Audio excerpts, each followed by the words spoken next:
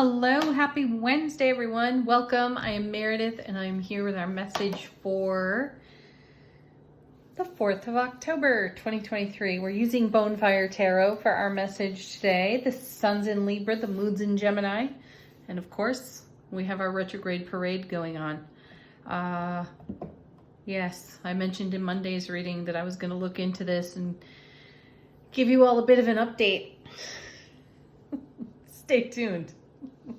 Okay, what's on offer to us in the energy atmosphere today? Our first card is King of Coins, King of Pentacles right there, the master manifester himself. King of Coins, grounded, earth energy. And the reason I say this king is the master of manifestation is simply because he's in a beautiful divine flow of allowing. He's so well connected, divinely connected to the ability to manifest, to bring to the foundation just exactly what is in heart space, that he is ever gazing delightfully into the ripple effect of now and how it continues to bless in the oncoming. And this is a wonderful space to occupy within self-relationship, most especially when we're talking about developing our own foundation, the shifts, the changes that we'd like to make there, the augmentations, and so forth. So we're starting out on a really good foot here with this king. Again, grounded energy, very centered.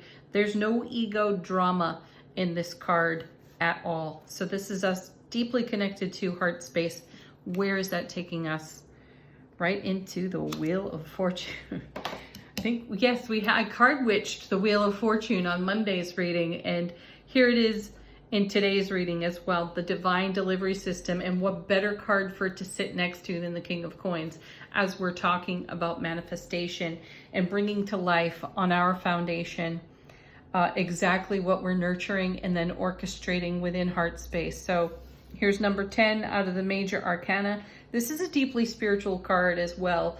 When you read up on tarot and you begin to learn about the major arcana, we start at 0 with the Fool, and we talk about, or we learn about the Fool's journey through the tarot. And once we get to 10 with the Wheel of Fortune, the journey takes a deeper spiritual focus than cards 0 through 9. You'll have to read up on it sometime if you're interested. So there's a spiritual shift going on here with the Wheel of Fortune being present and everything that it's bringing to our foundation. So again, I'll briefly mention that last week we were taking a look, or the cards were revealing to us, encouraging us to take a look at some of our challenges and obstacles of the past. We saw the Tower, the Devil, we saw the 3 of Swords, the 9 of Swords, and more. And they were all supported by some really fantastic positive energy cards. So we've been in an interesting energy atmosphere of addressing just this topic. What are you investing in the now? And that beautiful question came up for us. Is this action that I am taking in this moment bringing me closer to or further from what I nurture in heart space? So the tempo that I feel here on the Wheel of Fortune is a much deeper look, and the Wheel of Fortune's blindfolded here, a much deeper look within. Part of the symbolism as to why there's a blindfold there, because we're not necessarily looking out and beyond ourselves. Another thing we've spoken about recently in the cards, we're looking within ourselves.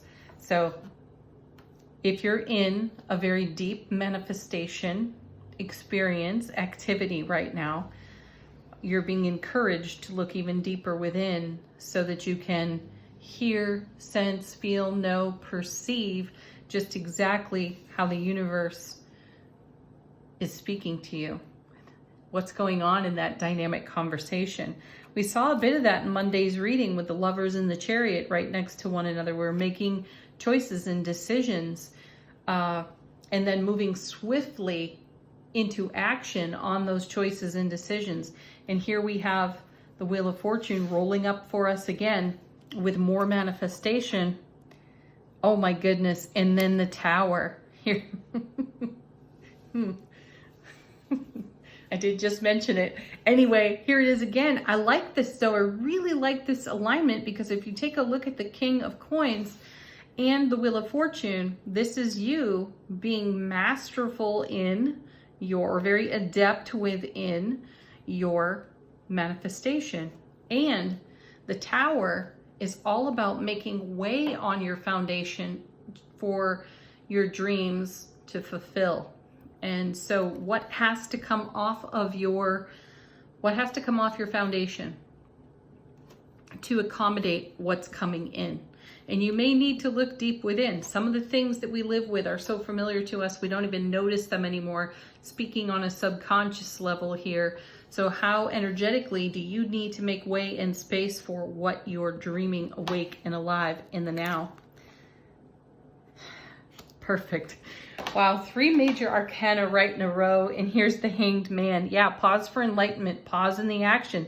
This is a message of slow your roll, so you can take a look at your tower. You can take a look at the tower that perhaps you pulled down last week, inspired by the readings of last week.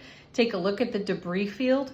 Is there anything of value in there that you would like to bring into divine alchemy, to augment, to shift, to change?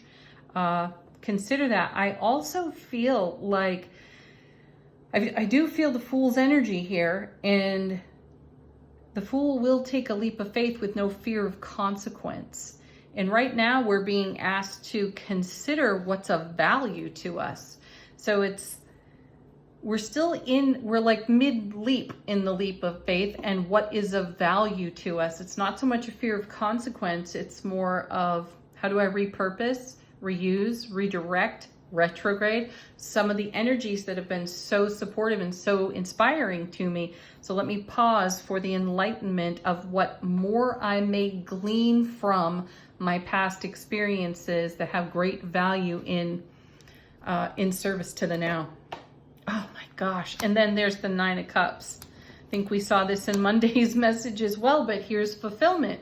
The Ace of Cups to the power of 9. Love, bliss, joy, happiness on overflow. This is called the wish card in tarot, and it's all about making our dreams come true. So isn't it beautiful to have this King of Coins at the beginning and to have the 9 of Cups at the end, because this is the goal, and there's a lot going on in the in-between.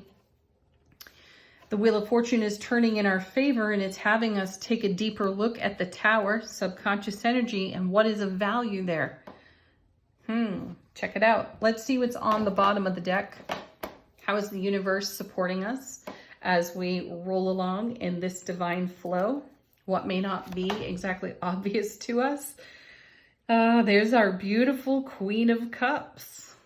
She scries into that Ace of Cups, and she is very focused on emotional fulfillment because she's emotionally awake, aware, alert, and intimate within self relationship. And she is very much dialed into what is of great value to her. And it's the fulfillment aspect that brings us the greater, it's the emotional fulfillment aspect that brings us the greater fulfillment of our dreams. So 9 of Cups.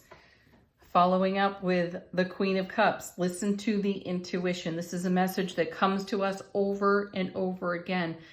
And at this point, it feels like blinking and breathing to us, doesn't it? Check that out for yourself. Then we have the 8 of Wands, more swift moving energy coming in. The Marriage card, the Unity, one of the Unity cards. This is how energy is woven together. It's a double 4 of Wands, so great happiness, bliss, and joy, which we're seeing here in the 9. And this is absolutely what the King is focused on. There's a lot, as I said, to be gleaned from the manifestation experience of the now. So definitely slow your roll and take another look at your tower. This too is of great value to us. And there's the Devil. Excellent card, because this is what we were looking at last week. We were taking a look at habits, belief system, programming, things we do by rote. And are they in service to the now? If not, swiftly move through what's no longer of service. And the Queen of Cups is going to help us see it with intuition. Oh my gosh. And then there's the High Priestess on the other side. And coming after her now is the Eight of Coins. What a great message. So I like that we have these eights in the reading. Eights are momentum and movement. Even when the movement appears slow, it's one of those slow and steady wins the race. Keep doing what you're doing because it's working for you. Your intuition is very keen, quite dialed in. We're going to notice the pattern of behavior, belief, and programming that sets us apart from what we are in manifestation for and with. And the Wheel of Fortune is turning in our favor and bringing us the Nine of Cups energy. So pause for the necessary enlightenment of your intuition as you take your next steps onward. Whoa, beautiful energy there. Let's take a look at angel answers. Questions, confirmations, fresh messages, all coming out of this deck for you. First card. Again, repeat message. I think it's the third time we've seen this card in 2 weeks. It's up to you. All of this is up to you. You and your choices. Next we have, if I can get a hold of it, the no card. That's our soft no. There's no exclamation point after that. I like seeing this card as well. It's not one that we see often. Rarely do we see the no's come out of this deck, actually.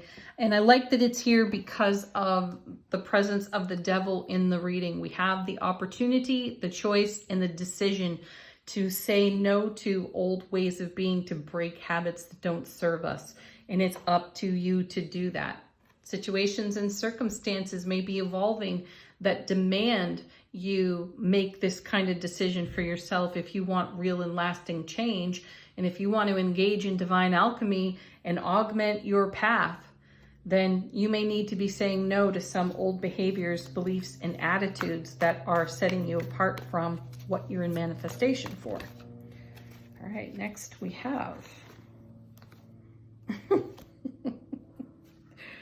exactly. Excuse me. There's our soft yes. And this is the yes that I forever feel is connected to the High Priestess. She's whispering to us. So is the Queen of Cups. Yes to the heart space. Yes to what you're nurturing in heart space. No to that old habit and way of being that is preventing fulfillment. Excellent cards. Oh my goodness. And now we have the emphatic no. No, yes, no. Isn't that just what happens when we deal with our ego? Yeah, we hear the voice, we hear our own vocabulary, and we say no to the old vocabulary, the old way of expressing, and we say yes to the new. It might be tentative at times, and then that old vulture thought circles around again, and this time we're more emphatic. No, just no. So you may be caught in this little bit of tug of war between soulful presence and ego awareness, and that's okay. You're well equipped to deal with it. And then trust divine timing. It's never late, I can tell you that. All right, we're using a different oracle deck from the same artist of Bonefire. Gabby Angus West is the artist. And this oracle deck is called The Word of Sarah Howard. So, how is our soulful presence informing our waking consciousness? Woo! Cards on the floor. Love that. All right, we've got... Oh, how sweet. I hear the universe. Yes, as a matter of fact, you do. How do you hear it? Intuitively. So keep channeling, everyone. Keep listening to that amazing intuition of yours, because with the mastery of the King of Coins, divine masculine energy, taking action in the direction of fulfilling our dreams is our greatest endeavor. Trust yourself, trust your journey, even trust the moments where you've got to pause and address your ego awareness with your soulful presence.